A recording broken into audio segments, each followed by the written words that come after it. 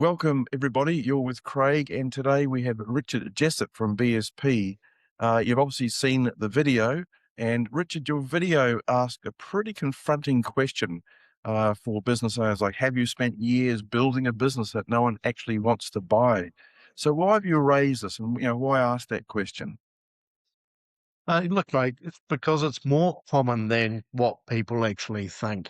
So a lot of owners have built good businesses, they make good money, they employ people, the owner gets plenty of satisfaction from running a successful business. So from the outside, everything looks great, it looks fine. But there's a big difference between having a business that pays you well to having a business that someone else could actually take over and want to buy. And quite often, they're not the same thing. So for someone watching this who's a business owner who's not planning on selling anytime soon, why should they care about this? Because most owners that of businesses aren't thinking about selling today or tomorrow. They're thinking about taking a proper break, spending more time with family, knowing the business will be okay if they're not there for a week or two. Ultimately, most business owners want to own a business that gives them choices, not one that needs them every minute of the day. And do you know what the interesting thing is? It's the same things that could give the owner more freedom today are also the things that make the business more valuable to a potential buyer tomorrow.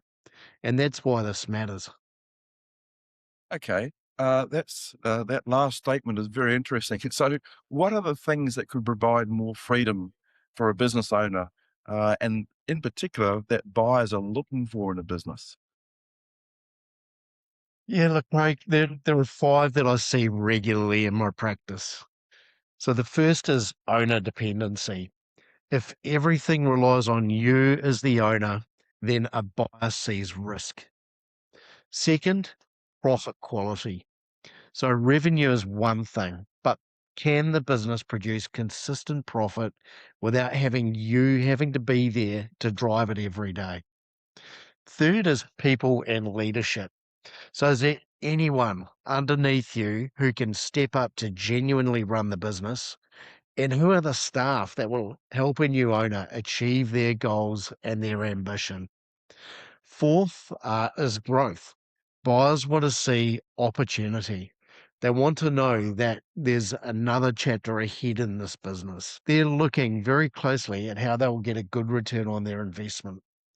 And finally, and in my books, probably the most important of all is transferability. So could someone else step in and take over the business without it falling apart? So are processes and systems robust? Will people do what they're meant to under new ownership? Are customers loyal only to the original owner? And how secure are supplier relationships and so on? And this is often where the true value of a business can be seen from the buyer's perspective.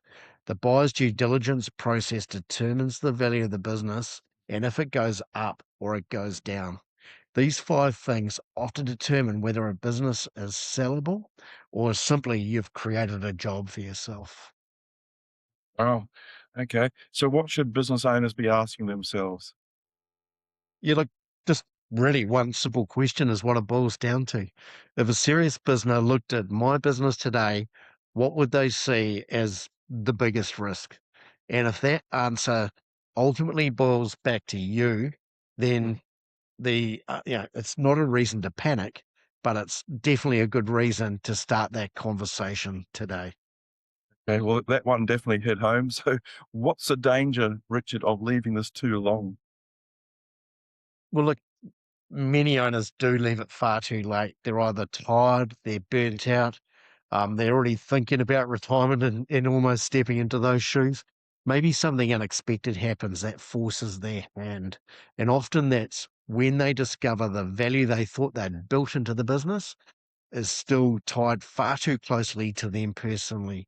And the reality is this exit value isn't created when you decide to sell, it's actually created well before that.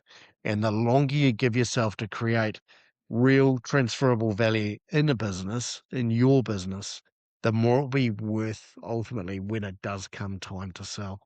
Okay, thank you, Richard. Yeah, a lot of those actually hit home, so they may do for other people too. So if something has resonated with you, Richard is making 5 confidential one-to-one conversations available for business owners. So if you're thinking about selling, or you've got some questions about it, or succession, or stepping back, or just simply reducing your dependency on the business, then this is an opportunity for you to talk with Richard. It's not a sales meeting. It's an opportunity to really understand where your business sits today, what might be reducing its value, and what the options are to move forward. And that conversation doesn't need to be complex. Richard is a very approachable guy. If you like one of these conversations, just click below and register your interest, and we'll come back to you very quickly and let you know, if that is going to work out. So thank you very much, Richard. It's been an awesome interview. Really enjoyed it, and enjoy the rest of your day.